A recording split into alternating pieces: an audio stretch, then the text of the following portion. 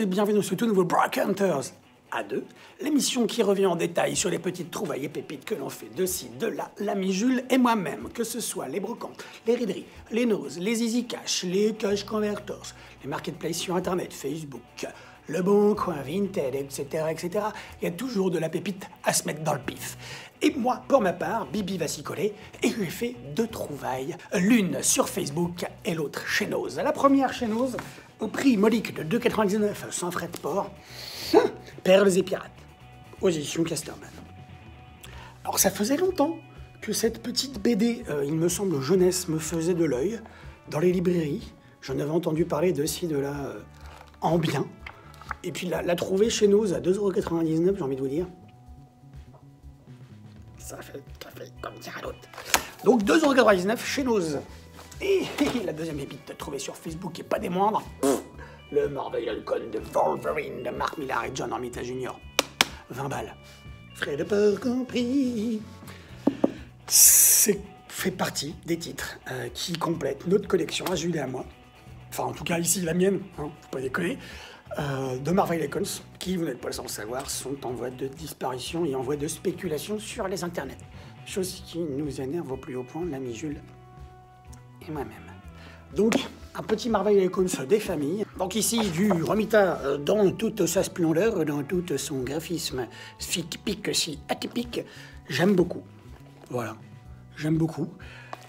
On a beau critiquer John Romita Jr., alors là, en tout cas sur ce titre, il a l'air d'avoir fait du super bon taf, accompagné de Mark Millar au scénar. Donc ici, on a 2 super titres, j'ai envie de vous dire. Un petit Perles et Pirates aux éditions Casterman pour 2,99 € chopé chez Nose. Et le Wolverine en Marvel Halcons à 20 balles. Faites pas compris, chopé sur les marketplaces de Facebook. Et bien sur ce, je vais laisser la parole à mon ami Jules.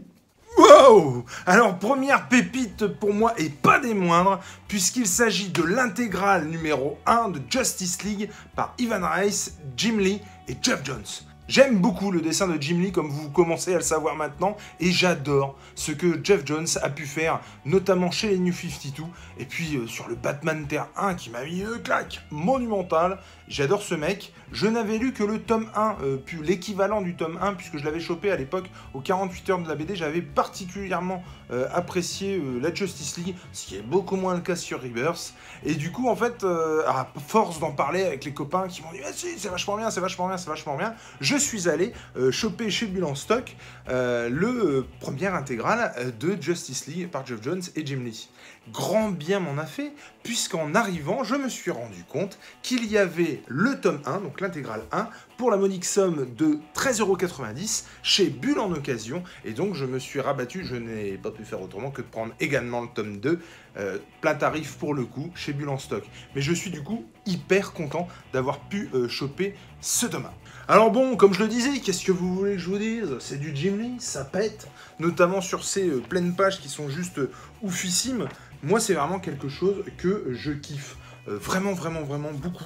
Et il y a un petit côté nostalgique, mais finalement, le dessin qu'on aime, et j'adore ça. C'est le parfait équilibre, en fait, pour moi, c'est-à-dire le dessin qui sent bon un peu la nostalgie des années 90, mais pas trop.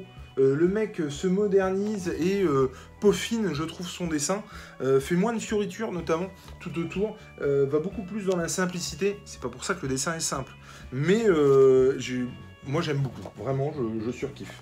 Intégrale, tome 1, chez Bull en occasion. Et tout de suite, la deuxième pépite.